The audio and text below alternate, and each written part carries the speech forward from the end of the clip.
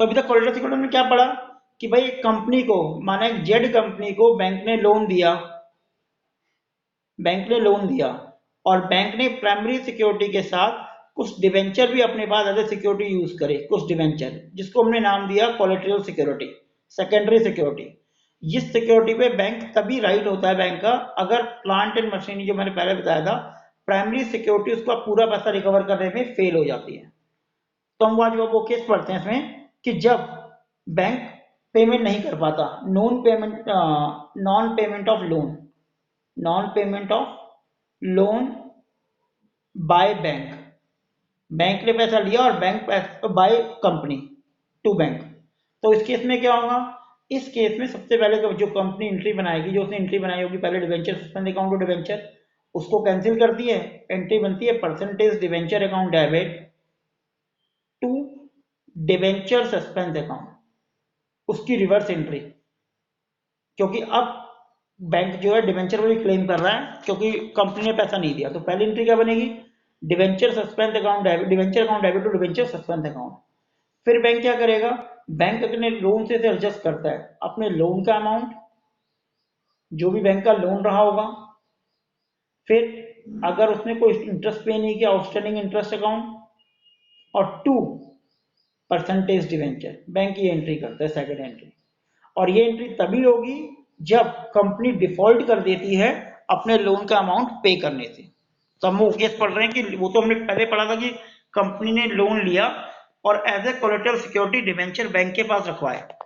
हम ये देख रहे हैं कि ड्यू डेट पर, जिस डेट पर लोन वापस करना था उस डेट पर कंपनी लोन देने से रह गई, डिफॉल्ट कर गई।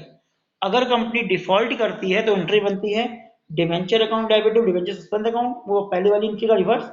फिर loan account outstanding interest account to debenture account, ये एंट्री बनती है। अब इसके ऊपर क्वेश्चन देखते हैं।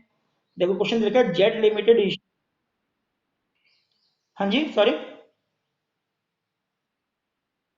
दूसरी थी लोन का अपना पैसा रिकवर करने की, लोन इंटरेस्ट। और अगर बैंक पैसा, कंपनी पैसा देती तो बैंक आता, पैसा तो दे नहीं रही कंपनी, तो बैंक एंट्री करेगा loan account debit interest account debit to debenture, debenture को बेच के अपना पैसा रिकवर करेगा, जो मैंने बताया था। अब इस क्वेश्चन में देखो 10,000 डिवेंचर है, 10% डिवेंचर 100 रुपए का एक है, तो 10 लाख हो गए। 8,000 कोलेटरल सिक्योरिटी, वही क्वेश्चन दे रखा है, कोलेटरल सिक्योरिटी कितनी है, लोन ऑफ 8 लाख का है, कोलेटरल सिक्योरिटी 10,000 की, वही क्वेश्चन है। द कंपनी अनेबल टू पे द इंटरेस्ट कितना है, 2 लाख का इंटरेस्ट बन गया। अब देना बैंक, जो बैंक है 31 मार्च को exercise the right based of it, जो उसका राइट है वो बेस्ड डिवेंचर, डिवेंचर में जो उसका राइट है वो कर रहा है इशू कोलेटरल सिक्योरिटी, जो उसने कोलेटरल सिक्योरिटी इशू की थी उसकी बैंक क्या एंट्री करेगा। अब इसमें वो एंट्री वही करेगा जो मैंने आपको बताया। पहली एंट्री क्या बनेगी, पहली एंट्री वही बनेगी 10% डिवेंचर अकाउंट डेबिट, सीधा आपको एंट्री याद करनी है, टू, ये जो एंट्री कंपनी करेगी 10% debenture account debit to, company की बात कर रहा हूं मैं, to debenture suspense account 10 lakh, पहली एंट्री। और दूसरी एंट्री क्या बनेगी, दूसरी एंट्री यही बनेगी जो मैंने बताया था, लोन अकाउंट डेबिट, लोन देखो ऊपर कितने का दे रखा है, लोन दे रखा है 8 लाख रुपए का, आउटस्टैंडिंग इंटरेस्ट, आउटस्टैंडिंग इंटरेस्ट दे रखा है 2 लाख रुपए का। और अगर बैंक कंपनी पैसा दे देती, जेट लिमिटेड जो इसमें दे रखी है ये, जेट लिमिटेड अगर पैसा दे देती तो यहाँ पे बैंक आता। अब वो पैसा नहीं दे रही तो उसके बदले उनके डिवेंचर चले गए टू 10% डिवेंचर, बस ये एंट्री बन जाएगी आपकी 10 लाख। अगर यहाँ पे इंटरेस्ट कुछ कम होता, माना 1 लाख इंटरेस्ट होता, तो बैंक क्या करता, 8 लाख का लोन 1 लाख का इंटरेस्ट 9 लाख रुपए एडजस्ट करता और 1 लाख के डिवेंचर वापस कर देता कंपनी। तो ये वो एंट्री बन गई, दो एंट्री बनेगी अगर वो डिफॉल्ट करता है। पूछो कुछ पूछना है तो इसमें, क्लियर है यहाँ तक। अगर डिफॉल्ट करता है तो हाँ बोलिए कार्तिक, कि premium on issue of debenture और redemption of premium redemption debenture में क्या डिफरेंस है, दोनों अपोजिट चीज होती है, ध्यान रखना। प्रीमियम इश्यू डिवेंचर का मतलब क्या होता है, कंपनी का प्रॉफिट होता है, कंपनी का बेनिफिट होता है। कंपनी अपने 10 रुपए का जो डिवेंचर है वो 12 रुपए में इशू कर रही है, मतलब टोकन दे रही है 10 रुपए का और रिकवर कर रही है 12 रुपए, तो ये 2 रुपए कंपनी का फायदा हो गया, इसे कहते हैं प्रीमियम इश्यू डिवेंचर।